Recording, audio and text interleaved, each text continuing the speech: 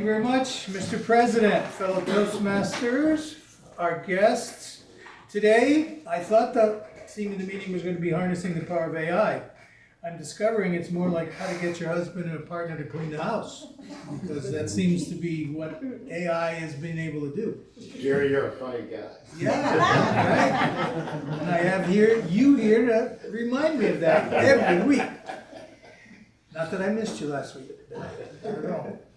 Today, our format is we have a panel discussion. And the panel discussion will feature 3 people who are using AI in their work, their play, recreation, their speeches, etc. And they will share something about what they do and how they do. It's a practical meaning. When I say practical, it's not theoretical what they're doing. It's actually they're going to share what they've done. We're going to talk a little bit, and as a panel leader, I'll try to bring out some of the points that they're making as to be instructive. We did a workshop on AI previously, and this is sort of the extension, how people are using it.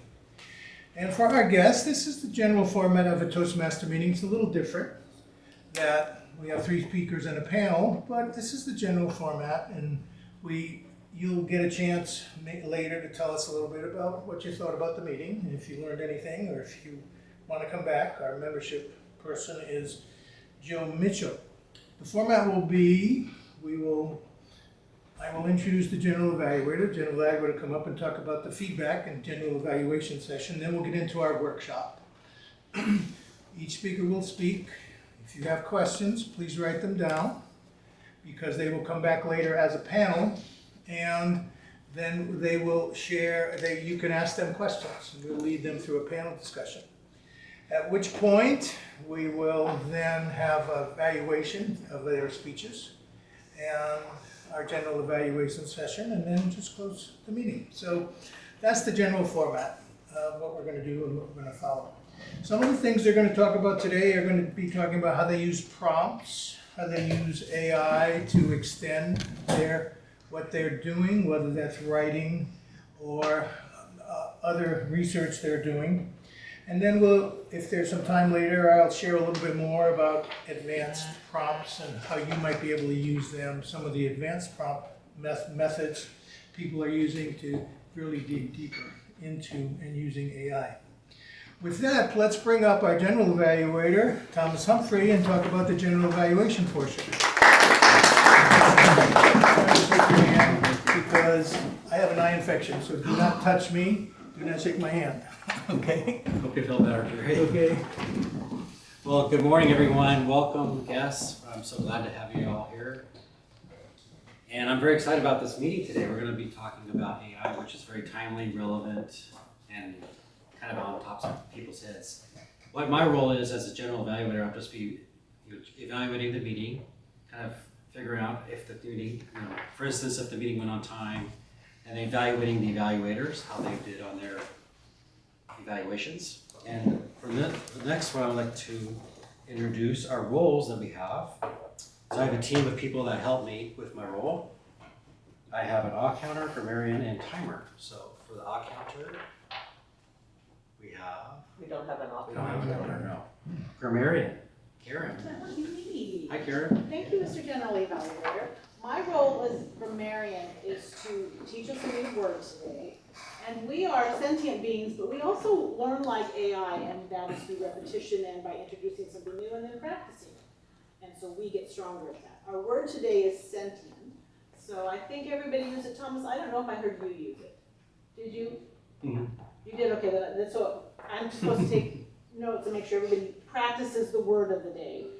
I will also listen throughout the meeting to see what pearls of wisdom and interesting things you say, what comes out of your mouth that is maybe provocative or flowery or creative or just kind of sparks that little spark in our head.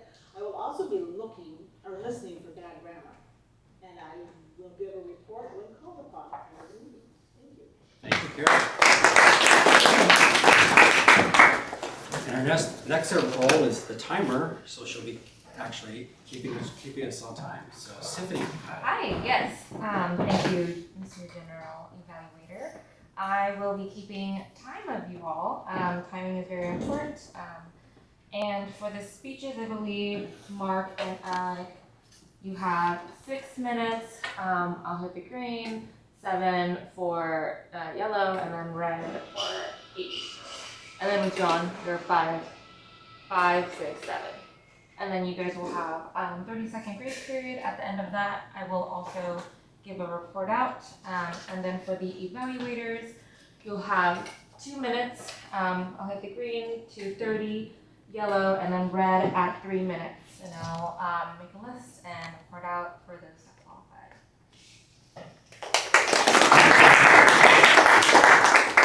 Lastly, I'd like to introduce our evaluators. So we have Maria, and she'll be evaluating Mark. And Chase will be evaluating Alec. And then our third evaluator is Tessa, and she'll be evaluating John right here. So, great job. And let me bring it back to you, Jerry. Thanks, Jerry. Yes, fellow Toastmasters and our guests. We also have evaluation sheets and we'll be voting. So could somebody pass out, give feedback to the speakers using these, and they've worked hard on their speeches and would like feedback so they can become better speakers. And then we'll be voting. You can vote on best speaker, best evaluator. If you want to vote on anybody else, just fill in the other one here. So that's in addition to the feedback. So harnessing the power of AI. And as I said earlier, we're going to be talking about using generative AI in our work, in our play. We're going to have panelist presentations, and then no table topics today. Normally we have spontaneous practice, spontaneously speaking, with answering the table topics. Not for today, but you have a chance for table topics when you ask them questions. That's your chance for table topics. So asking questions to our speakers later, and then comments from our guests and members. We've had our general evaluator. Our speakers today are Mark Shapiro, Alec Johnson, and John Wissenberg. We will be bringing them up. And our first speaker today will be Mark Shapiro. And his topic is how to use AI for work, for Toastmasters, and for creative projects. Mark will talk about and demonstrate how he utilizes 3 different types of AI. Actually, he's not going to demonstrate 3 different types, but 1 type, but he had prepared for 3 different types if we had the time. He will be discussing AI for content. He will be showing you image generation and video generation. Mark has created many articles for Internet Video Magazine. He's created scripts for District 5 Toastmasters. He is a well-known script writer and producer from his previous many lives. In his creative work, he's developing images to use in his book/movie, once he sells the rights, which is in progress. Right, Mark? Yep. He's also using AI video to create short scenes to illustrate his project. Now, this is a Pathways speech. Pathways, for our guests, is the Toastmasters educational program with different projects focused on building different skills, because we are building skills and transferable skills that we can use in our work and play in our personal relationships. This is Pathways Strategic Relationships 3 and 4 using presentation software. And he's going to be introducing and reviewing basic presentation software for using presentation software for creating and using slides to support and enhance his speech. Let's bring up Mark's presentation. Find it here. That's this one and this one. Please welcome Mark Shapiro. Mark! Don't touch me. Don't touch me. Isn't there a song like that? Anyway, good morning, everybody. You guys ready to learn about AI and what you can do with it and have fun with it? And I use AI in multiple ways. I use it to help me write scripts, write speeches. I do articles for my magazine, Internet Video Magazine, and I switch it over to Video Masters. So that's all about how to use text. There's a lot of text programs out there using AI, and they're relatively easy to use. And there's a lot of them, and they're free. There's also video ones coming. There's something called Sora and Midjourney, and they're not quite out there yet. I'm on the waiting list because they're not free. But today we're going to talk about how to use AI to refine your images when you're creating images. I'm working on a film/book project all about super hippies. That's right, super hippies who steal a bunch of enhanced LSD from the government, and they're being chased to try to get it back by the government agents. And in this scene that I've been using it to create like a storyboard, is the 3 agents are hidden in costumes. They're furries. You guys know what furries are, don't you? People that dress up in costumes and have parties. And so in this scene, they're going to be chasing the hippie, trying to get the information back. So as I said, there's 3 types of AI. You've got text, images, and videos. We're really going to talk about images today. So several of the top image platforms that you can look at: ChatGPT /DALL-E or DALL-E, Google Gemini, Meta for if you're a Facebook person, Google Labs, and the Microsoft Bing for Microsoft. Yay, Microsoft! They're everywhere. They're ubiquitous. Okay, so here's one of the scenes. 3 men in animal costumes are chasing. This is what I got using DALL-E or ChatGPT. Waving guns and chasing a hippie down the garbage-filled alley. This is about prompts. Everybody know about prompts. You tell the program what you wanted it to do, and it gives you the image. Well, I told her what I wanted to do, but it's all messed up. The hippie's like chasing somebody else, and he has the guns. She's not supposed to have the guns. They're supposed to have the guns. Okay, so now I rewrote the prompt a bit. Now we have the pan and the cat and skunk. They're waving guns, but our hippie still has guns. What's going on here? And now I refined it a little, and I changed it around a little. The hippie no longer has a gun, but now there's more people with guns. Where are they coming from? It's like AI is hallucinating these extra things. Okay, so we refined it again. This time, I like the face part of it, but there's no more guns. And where'd the skunk go? Who knows? It went out there to AI heaven or hell, wherever they go. And finally, I went to this one. This is better, but now what is that creature in the back? Is that a cat, skunk? I don't know what happened. And that's not a little gun. It's a machine gun. Try it again. Okay. Now we have a waving a pistol. So this is pretty good. This is pretty close. Plus look at the expression on the hippie. That's pretty good. I like that. The hero of my story. But this guy, what is this? I mean, it doesn't quite work. What happened to my skunk? We got skunked, okay? Okay, bad guy. Okay, so I decided to go into Gemini, which is the Google version. And there's 2 versions. There's the regular Gemini, and there's the advanced $20 a month version. So I gave him the thing, gave him the prompt, and it gave me an error message. Sorry, we can't do that. Unless you pay $20.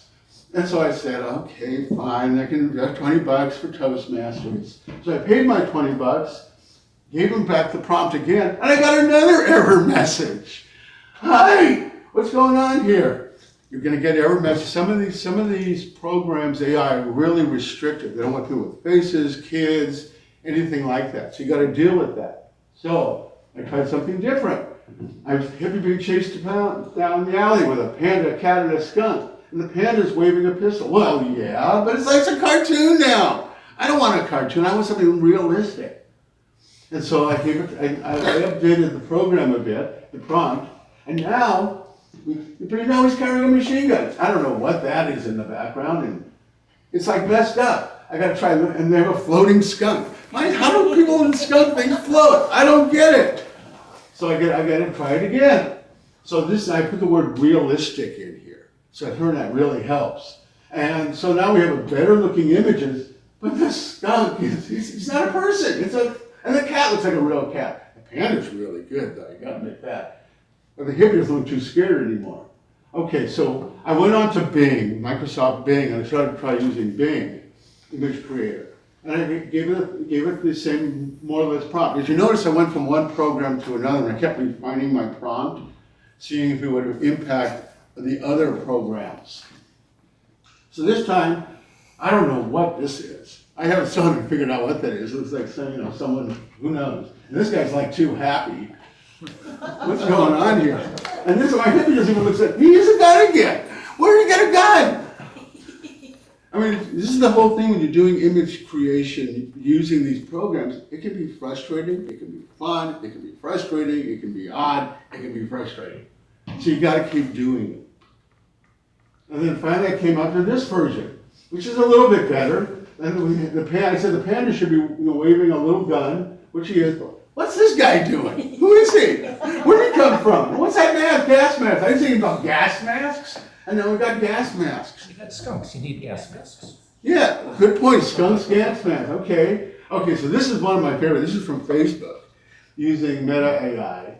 And I really love the face. I mean, this guy looks scared. And this is my favorite from a facial thing. But who am I missing? We got your panda, sorta. We got your cat, sorta. Well, where'd my skunk go? We got skunk. I'm the skunk. Okay, so let's move on. So then I went to Google Labs ImageFX and started working there. And I like the quality and the look of this. It's not quite right. He doesn't look very scared. And if you look at the feet, he's ahead of this guy. You know, the hippie's like on even steps with that. But this is pretty good. So this is the one I ended up using in my storyboard was this one.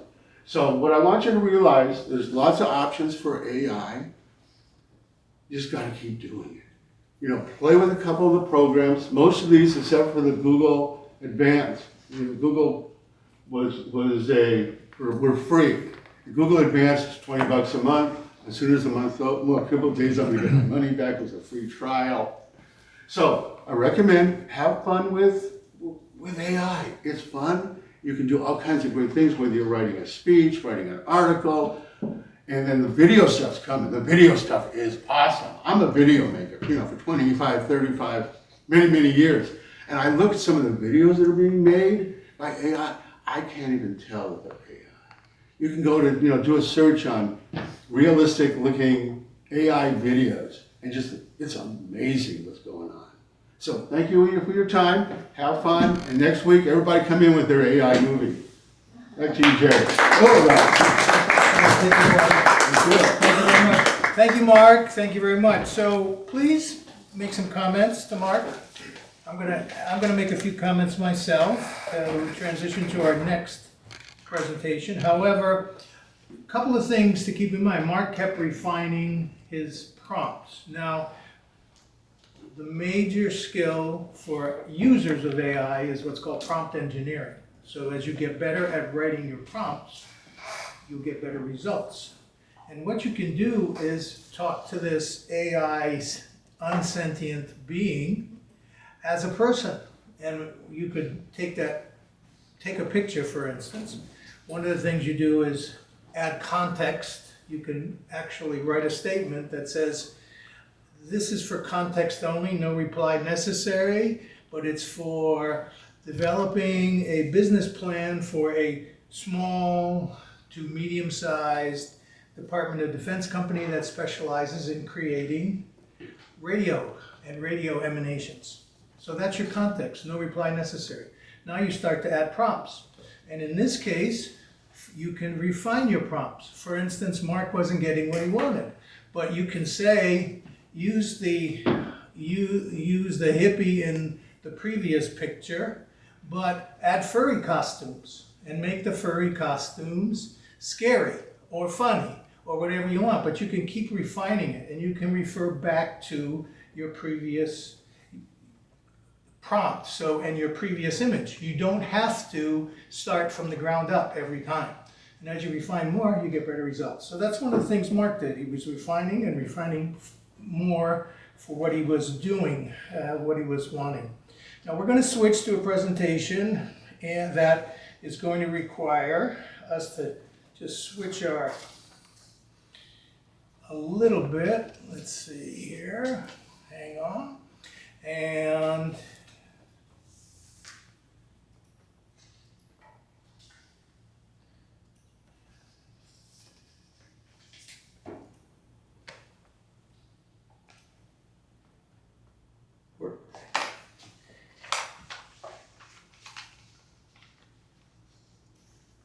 Alec, is this the screen you want? That's it. That's it. Okay, so our next speaker, Alec Johnson, is going to talk about how AI is an extension of your brain, not a replacement. For some of us, we'd like a replacement for our brain. You know, it's not working as we'd like it, but it's an extension. AI is a powerful tool that can help to facilitate our lives in many ways.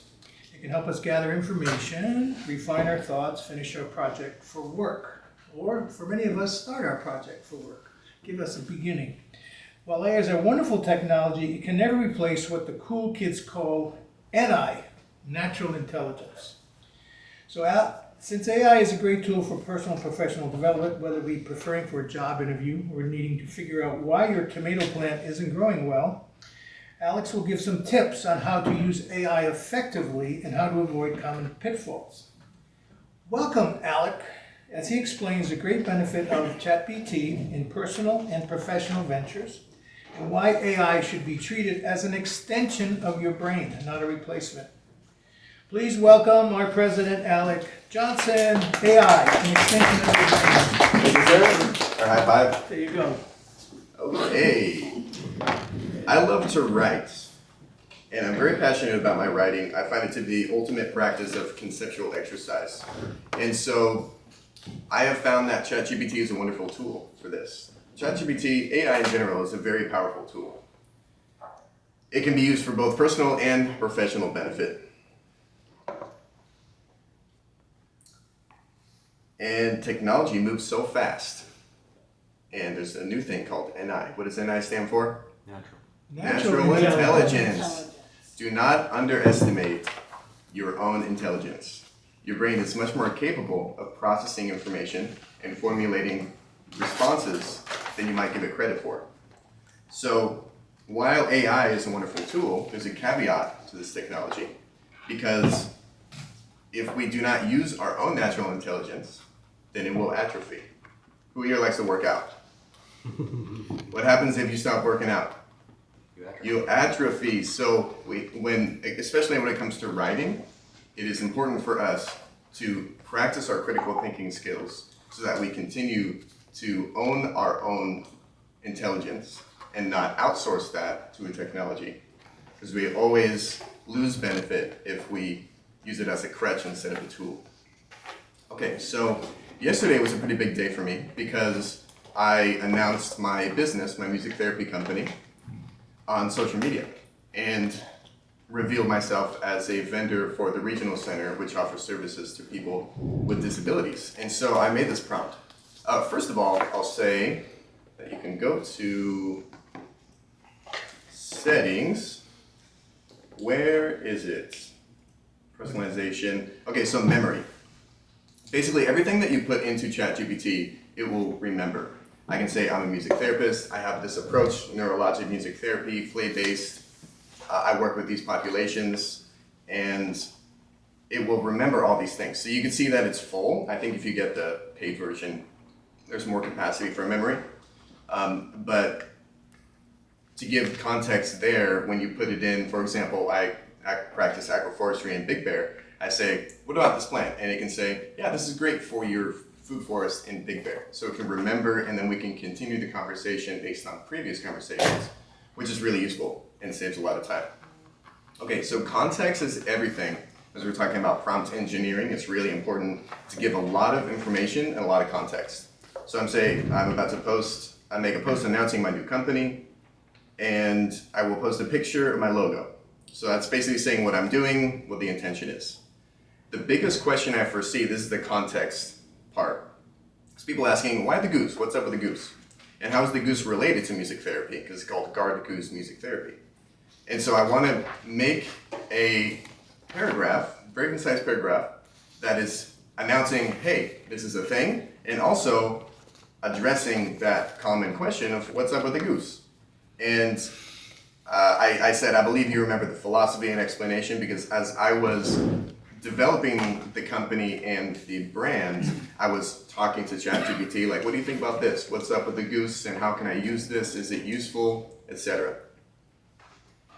Please help me write a post that announces the launch of the company, blah, blah, blah, concise paragraph, touching on the sentiments related to agroforestry, because I like to integrate those two very natural elements in music therapy.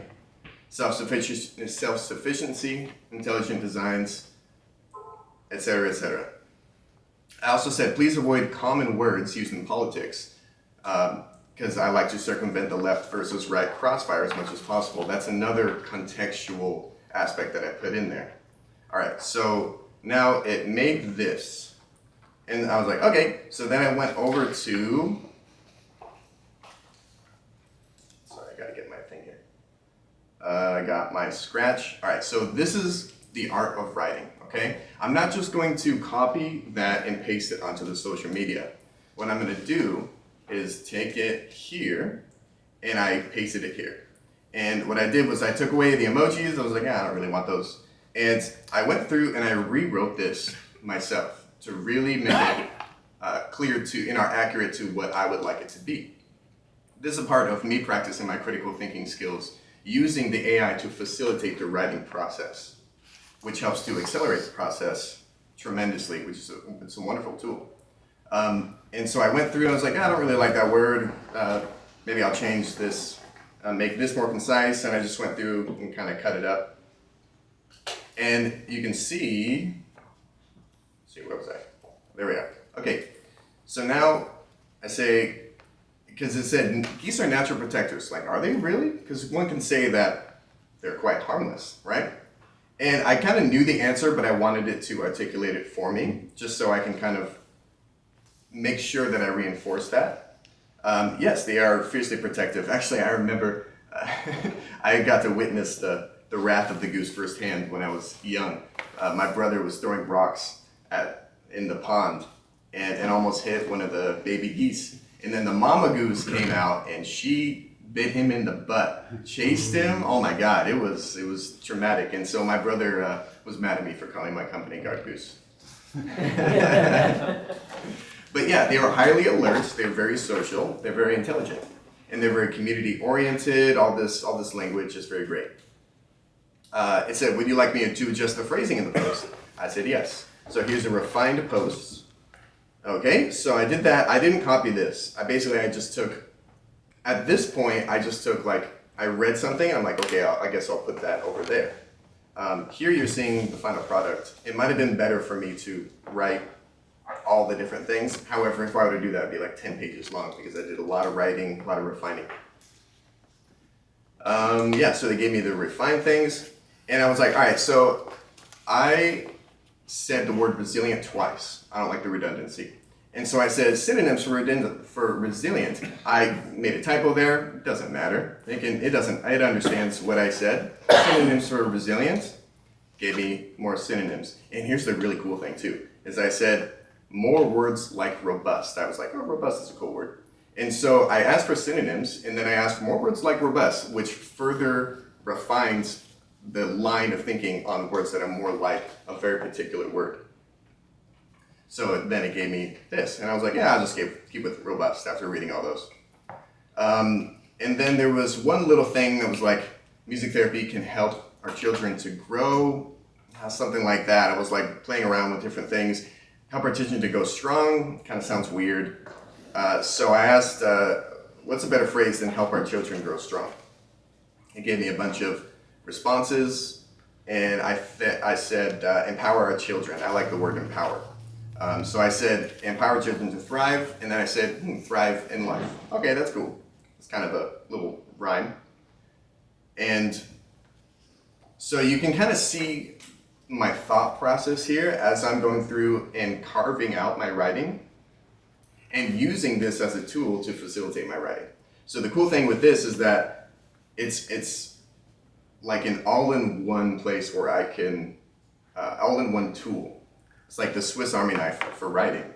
Because if I were to look up the synonym, I have to go to like thesaurus.com and then look up the synonym and then hop back over to my other thing, and then maybe I go to, in order to find other phrases, I don't even know where I could find that. I could Google it, but Googling is, you can find things, but it doesn't necessarily mean that, or you can search for things, but it doesn't necessarily mean that you can find what you're looking for.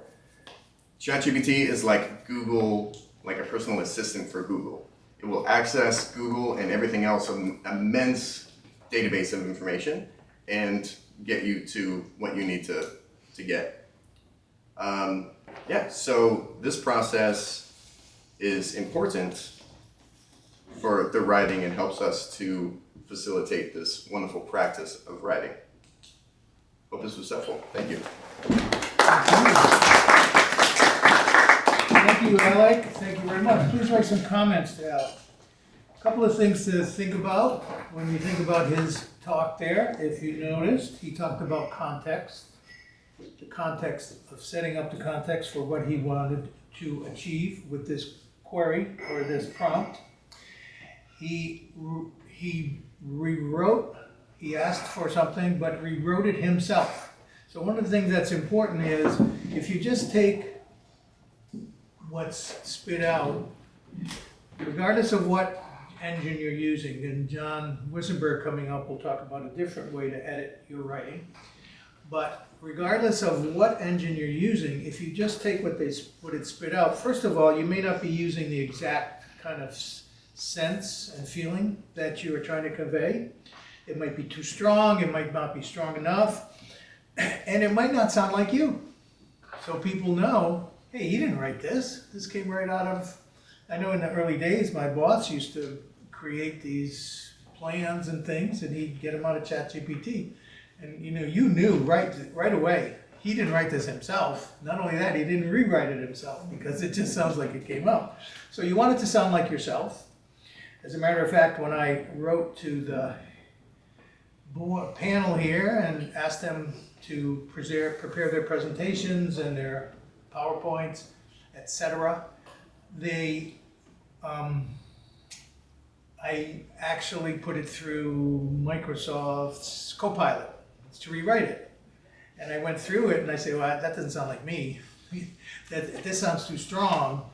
This is more of a demand than a request. And I rewrote it myself. So you want to personalize it in your own way. And one of the things I hope you picked up here is how he refined his presentation by asking for different ways to say things. Say this in a different way. Give me another word for robust. So give me more words for robust. Give me a way to say this, and you can be more specific about how you want it to sound. So there are a lot of ways to use when you're using whatever engine you're using to be more specific. So let's do this now and switch to, for our next presentation, we actually don't have a presentation, but we're going to extend these displays. Let's bring up, hold on. This is going amazingly smoothly today, by the way, considering how we've had problems before. And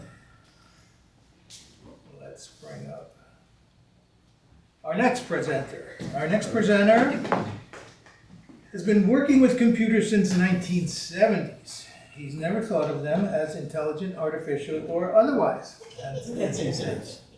Only John could say that. He'll be presenting his experience with Grammarly, which is an advanced writing tool.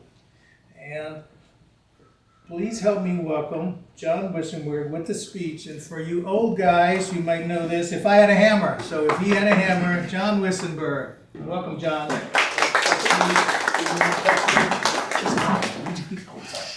No, do not touch me. Well, I've been working with computers for a while now. Some of you may not remember this, but back in the late 80s, a number of companies did what they call downsizing or right-sizing. And I worked for a company called IBM, who just made a blanket, hey, anybody who can retire, we're going to sweeten the deal to see if we can get you out of here early. And we call it an IQ test. They give you 5 extra years on your age. They calculate a pension based on your age, number of years experience. So they added 5 years to your age, 5 years to your experience, and they would pay you 2 years' salary if you'd retire right now. So like I say, it was an IQ test. If you had an IQ, you took the deal. And surprisingly, all these people left, at which point IBM and many other companies discovered maybe it isn't a good idea to just get rid of a bunch of people all at once, because a lot of intelligent people who kept things running, they had an IQ and they had left. So they had to hire them back. Well, yeah, that is 30 years ago. This happens in cycles, by the way. Right now, set your timer for about another 30 years, and you'll see this another time where they all of a sudden just, hey, maybe we just let a bunch of people go at once. And that's a good stock tip for you. Stock tip, 30 years from now, that's gonna happen again. But one of the people they bought back was Chuck. And Chuck was assigned to work with me. He was supposed to do technical work with a system we called the configurator. And this put together large computer systems. And I said, Chuck, have a customer, they want to buy about $500,000 worth of computer stuff. Use the configurator and put everything together. Well, Chuck wasn't the greatest at the configurator, but he began working at it, and he came back and, here, John, here's the system. And I looked and said, that's too expensive, Chuck. I mean, you put in things, oh no, configurator says it would work. Sat down, and we went through Chuck and went through, oh, here it is. It thinks this box here can only handle 7 adapter cards. It can really handle 8. Chuck was number one, confused. How could the configurator be wrong?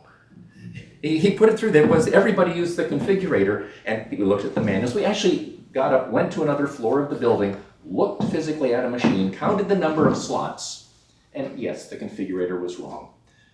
The trouble was that I had to talk to Chuck, and now Chuck had to write feedback saying this was wrong. Chuck was going to cry. He had to write something criticizing the computer and the configurator that he knew he loved.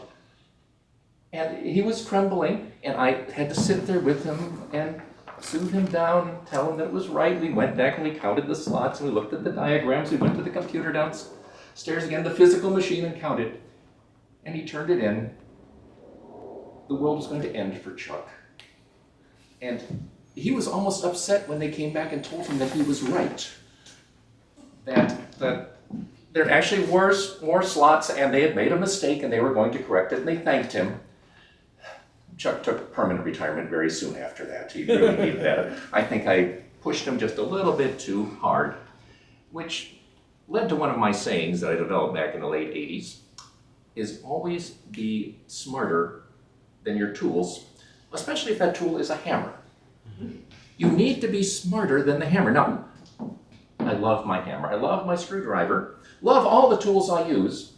Okay, and I'll admit, I've used my screwdriver. By the name, you're supposed to be turning the screws there.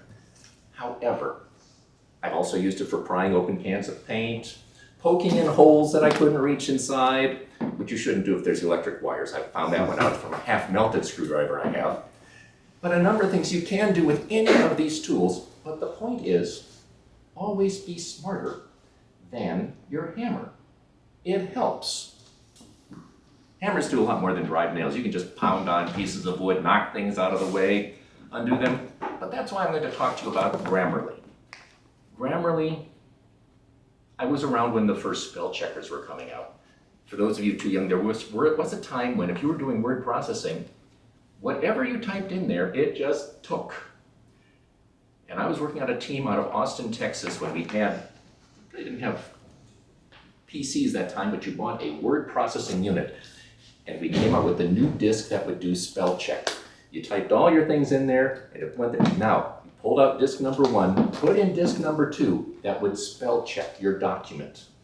And you could specify, well, I want spelling and words at a high school level or a college level. But to be honest, we started at an 8th grade level because that was the level most people read at. And it would go through and it would find misspellings, or what it thought was misspellings. It didn't know if the word was right or wrong or anything else. Grammarly is beyond that. It checks the spelling and is now beginning to check, and then would go on and begin to try to check context. Did you really mean that word there? Did you want to add a comma here? And if you've been studying Grammarly or what's going on in the world, it's now moved into AI. It begins looking and trying to find out, okay, I'm looking at what you wrote here. There's a chance it could be called plagiarism. That we found things there on the net. Now, the odd part to me is that not only does it look for plagiarism among other authors, but it looks like, are you plagiarizing from other AI? And I think, well, that'd be terrible if an AI stole from an AI, I'm not really certain. But in this book, collection of stories by Isaac Asimov, one of my favorite writers, there's a 1957 story called Galley Slave.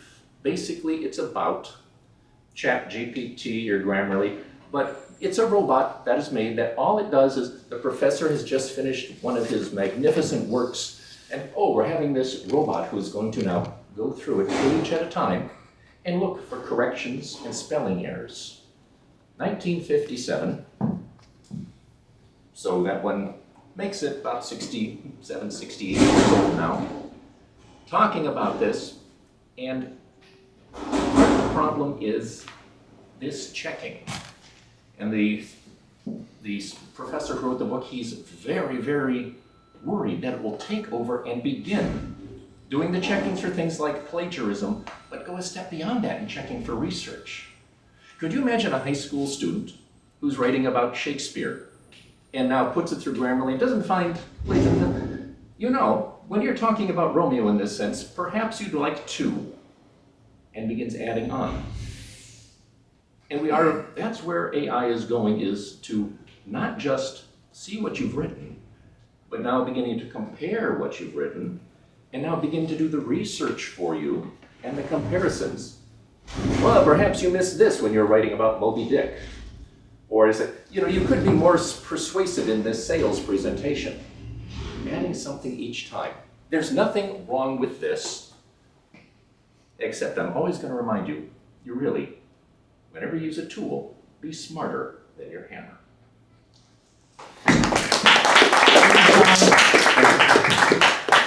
Thank you, John. Please make comments, John. Please write some comments. Make a comment to Jerry how unfriendly he is, never shaking your hand.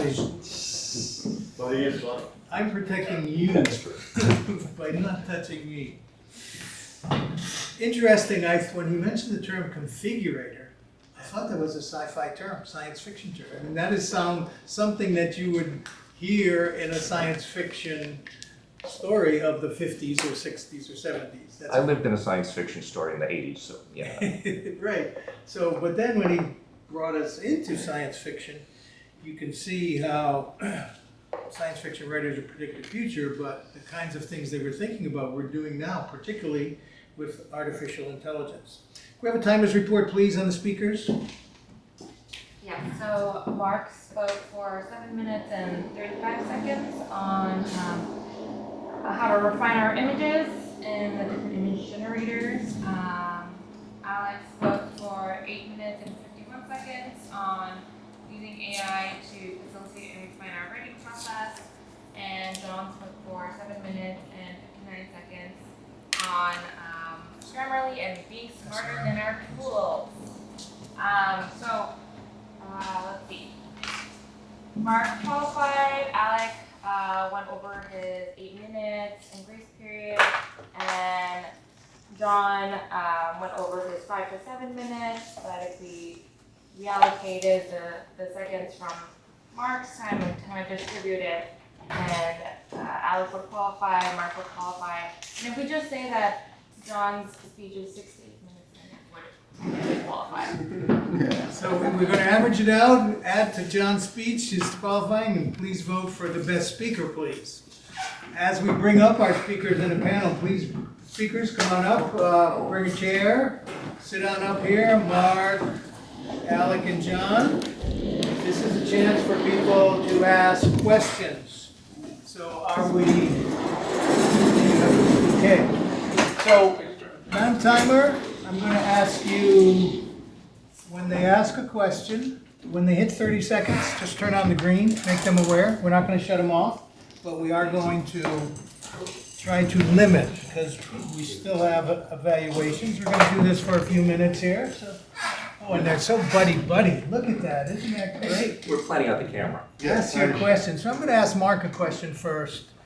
And the question is, Mark, how long did it take you to create that one image from a storyboard? How long did you work on that?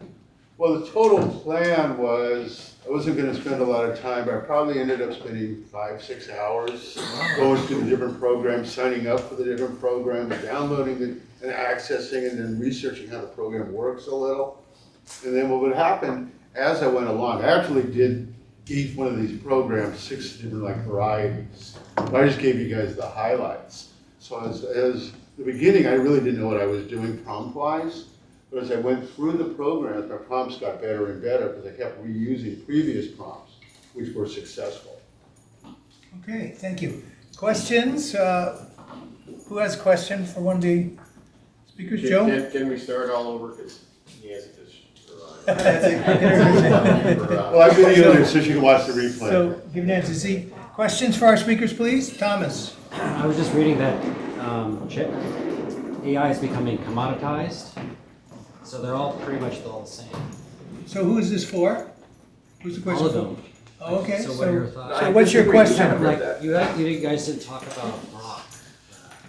Talk about what? Grok is the new AI. Rocco, Elon. Stranger in a strange land, right? Yeah. Robert Heinlein. What are your things? So, okay, so the question is, and Like, what are your, which one do you think is better, or is there any? so the question is compare AI programs. Which ones do you use primarily and why? John, let's start with you. I'm going to reverse that. I've worked with a lot of businesses over the years. Most of them still working on just getting the basics right of running a business, the basics of accounting or the basics of manufacturing distribution. I've always say perfect that first, then move on to AI. It's right now at the buzzword phase. You have to throw out the buzzwords in order to attract investors and late stockholders. Mark, which one do you use and why? Well, I use Gemini mostly because it's right there in front of me, but So Gemini's part of Google, is that correct? yeah, it's one of Google. Google has like 3 or 4 different options, and everything is evolving. They all suck from each other. There's like a couple of AIs that are suing each other for ripping each other off. This is an evolving, moving target. You really can't pick one, and plus you have DeepSeek, which I haven't tried yet. I mean, there's so much happening, and it's continually evolving and changing. So you may like one at first, and then you may find something else. Go, oh, I like this one better. I mean, if you're a Facebook person, then use the Meta version of AI. If you like Google, or you're a Windows person, use that. It depends on what you're used to. I really can't say which is better right now because it's constantly changing. They're all using the same large language modules, and they're all sucking up this information from everywhere. It's real exciting because it keeps changing. So Mark, would you say, your recommendation, start with one, get to know it and move on, or is there a? I would say that also start with a free one. There's a lot of free ones that are really good, especially if you're doing content and tech. You don't need to pay extra. The image stuff, yeah, you'll end up paying extra. If you're gonna do video and movies, you're definitely gonna pay extra. Okay, Alec? Yeah, I've never heard of Grok. I don't use a lot of AI software. I pretty much just use ChatGPT. I predict that everything is going to integrate AI in various capacities, and it is impossible to really see how the industry will evolve, because I think we're just seeing the beginning of it, which is very exciting. A lot of implications for this technology. As far as my favorite one, like I said, I only use one. I don't use it very much, but ChatGPT is useful too. Okay, other questions? I have a question for Alec. Joe, you have a question? Where do you see this going to? Because I have concerns about this dystopian future where we're all replaced or it becomes so intrusive that malign forces could interject themselves into this. Is there a specific person, or you want to just start down the line? Let's start with Alec. Alec, where do you see this going? Yeah, like I said, I think it's impossible to predict. I think that there are a lot of Hollywood imaginations that we have that might turn out true, might not, I have no idea. I have a feeling that it's more accurate that it will turn out to be something that it is impossible to predict. Technology is always impossible to predict. If you were to tell someone 100 years ago that we would have computers in our pockets, they'd be like, what is a computer? It's like, it's just, we can't even conceive what the future will be. So I'm gonna predict one thing. And if you know Moore's law is that computing power doubles every 18 months. What doubles? Computing power. In other words, it gets more powerful. So the prediction is AI is going to get more powerful. I'm not sure if AI chips follow the same sort of trend as that, but AI will get more powerful, it'll get more useful, it'll get more contextual, it'll get more specific. So that's one of the things that's going to happen, and how we use it will depend on the vision of the people who use it. As you know, people who are powering AI right now don't want any regulation, and I'm not sure what the appropriate regulations would be, but there certainly needs to be something. John, you want to respond to that? Where's it going? Where's it going? There's a variation on Moore's law Okay. that, yes, how fast a processor goes does consistently increase. The variation on that is just the development cycles. That if you remember, anybody remember buying a brand new computer and turning it on that first day, and the thing just starts doing everything 100 times faster than your previous computer? And you're saying, oh wow, this is fantastic. But also remember about 3 years, 4 years, 8 years later, however long you've kept your computer, and you're going, what's the matter? Why is it taking forever? Well, what happens is you come out with a brand new piece of hardware, and it's great, it's super fast, but it now takes about 18 months for the developers to write software to use this super fast hardware. And then it takes 18 months for the hardware to get to make that software good. So about every 3 years, I can think of as a generation. So if you have a 9-year-old computer, and I have worked on 9-year-old computers, I think, okay, this is my grandfather's computer because it's now 3 generations old. The same thing's going to happen with AI. It's going to take time for these developments that sometimes the AI won't be fast enough. Sometimes the computers or the network won't be fast So you have recommendations for people, keeping that in mind in terms of? Like I say, it's going to it can only grow fast, it only can grow at a certain speed. And I'm going to back my earlier statement is the basics that yes, AI will be there at the very high end, but it's going to be the basics that keep businesses running and master those of how to live, and you're going to be okay. AI should be will always be an add-on to that. So I will also say, one of the reasons your computer of 18 or 3 months or 3 years ago doesn't work as fast is because you've loaded so many programs in there that every time you start up your computer, now it's loading all those extra programs you had. So that's also one of the reasons, but the development cycle is something to keep in mind. Questions? I'm going to make it quick. Yes, Trevor? Do you think it's going to be more power efficient in the future? They use a lot of power right For now. John? Yeah. Okay. Ooh. That one I can't answer very well. I know that there's now these supercomputing centers, mainly used for business, that they are deliberately building them near power stations because they need that much power. Will our individual ones become more power efficient? I'm going to guess that my cell phone is. I can't tell about laptops or even where laptops and the like are going. So what we've heard about this DeepSeek, which is a Chinese developed AI, which I'm not downloading on my computer yet, although many people are. It uses less power, it's been faster coming up, and it's supposed to be a whole revolution in AI development. So if that is really true, then maybe power efficiency is going to be catching up to AI in the future. Other questions? We got a chance for time for one or two more. Caroline.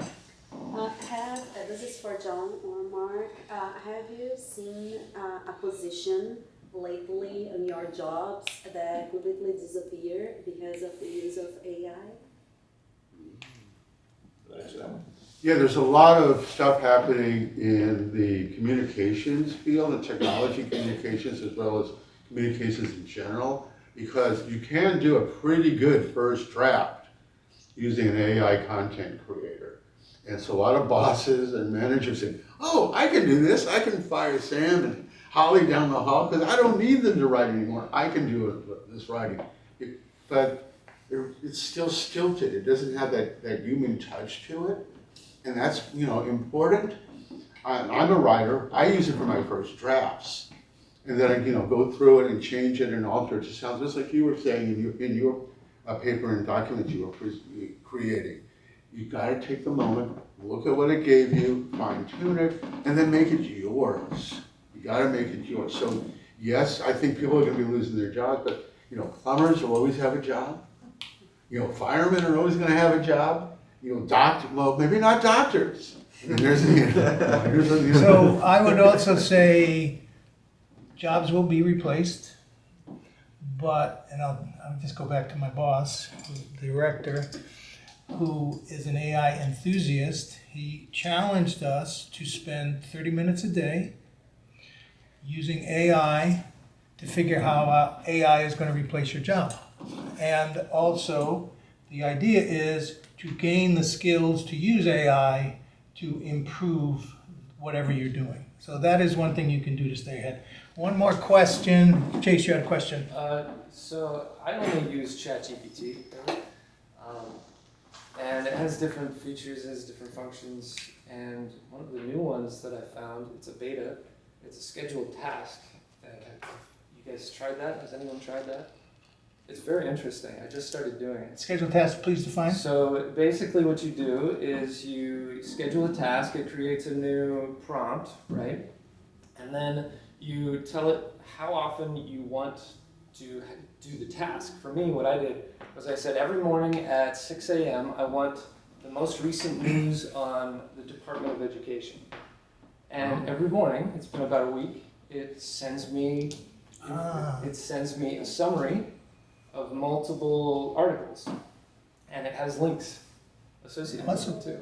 So you can schedule a task, something to do, retrieve some information, remind you of something or anything you want to be reminded or perform. Pretty interesting. I have one last question for Alex. I noticed in one of your prompts, you wrote, please do this, do that. Do you get a better response if you do it, please? I was wondering that myself. Honestly, I don't know. But I find that practicing cordial speech, you can always practice cordial speech no matter what the effect is. Thank you. Please, John, Mark, Alec, please thank them.